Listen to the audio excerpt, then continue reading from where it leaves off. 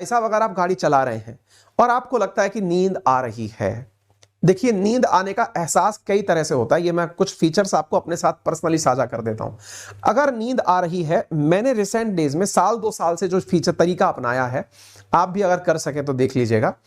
नींद आने पर आप में से अधिकांश लोग गाड़ी रोक करके या तो मुंह धो लेते हैं या फिर उतर के चाय पी लेते हैं कि चाय पी लो नींद चली जाएगी। ठीक है, इन दोनों का ही पहले मैं आपको अंतर बता देता हूं। पहला, आपने मुंह धोया, मुंह धोने से गाड़ी ड्राइव की, नींद को आपने ब्रेक किया है, उड़ाया नहीं है। दूसरा पॉइंट, जब चाय आपने पी, कैफीन आपकी तुरंत तो नींद उड़ा देता है, लेकिन आपको थोड़ी ही देर बाद वो अपना नशा उतार करके डिहाइड्रेट कर देता है और तेज नींद आने लगती है ना। तो चाय और ये सब चीजें नींद के लिए थोड़ा समय तक तो बहुत अच्छी चीज है।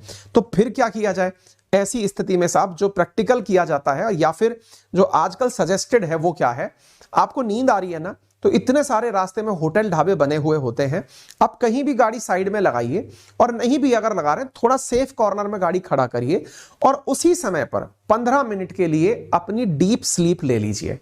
गाड़ी की सीट सीधा करिए और सो जाइए। आपको बहुत तेज अगर नींद आ रही है, अगर आप 15-20 मिनट सो भी जाएंगे, आधा घंटे भी सो जाएंगे, यकीन मानिए कि आप उस 30 मिनट की नींद से आप अपने सफर को बहुत अच्छे से कर पाएंगे।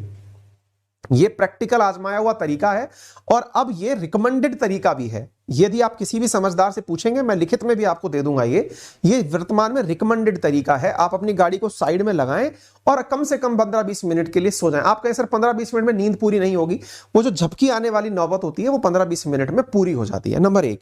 दूसरी चीज अगर आप कर सकते हैं तो क्या है, नींद क्यों आती है, तो इसके पीछे का बड़ा कारण है कि या तो आप किसी ऑड टाइमिंग पर गाड़ी चला रहे हैं। ऑड टाइमिंग का मतलब क्या है?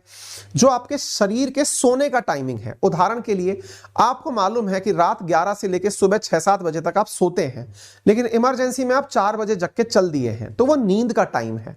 अवॉइड करिए कि ऐसे टाइमिंग पर आप नींद ना लें, यानी कि यात्रा ना करें।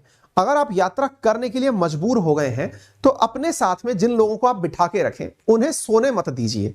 यानी कि अगर आपकी को पैरेलल साइड पर कोई बैठा हुआ व्यक्ति है, उसे जगा के रखिए, उससे बात करते रहिए और किसी ना किसी तरह से अपने उस टाइमिंग को, जो आपके नींद का पीक टाइमिंग है, जैसे ऋषभ पंत सुबह 5:30 बजे निकले हैं, हो सकता है कि ये लेट तक सोते हों, अपना ऑड टाइमिंग इन्होंने चूज किया ट्रैवल के लिए और इस वजह से एक्सीडेंट हुआ। अपने सोने के टाइम को थोड़ा सा आप बचा करके चलें। तीसरी चीज जो आप कर सकते हैं, नींद के अलावा अगर आपके साथ में कुछ और फीचर्स ऐड किए जाएं, तो यात्रा में ध्यान रखें कि यदि आप चल रहे हैं, समटाइम्स लंबे समय तक ड्राइव करते करते हमारा माइंड जो है ना, वो रोड के अनुसार एडजस्ट होने की कोशिश करता है। हमको ब्रेकर वगैरह दिखाई देने बंद हो जाते हैं, अर्थात फीलिंग आना बंद हो जाती है।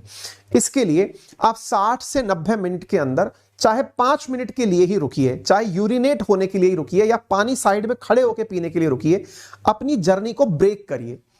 तीसरा, अगर आप लंबे समय तक चल रहे हैं तो याद रखिए कि 8 घंटे से ज्यादा आप एक बार में ट्रैवल नहीं करेंगे, और जब भी ट्रैवल करें 90 मिनट के अंतराल पर 10 मिनट का ही सही ब्रेक लीजिए।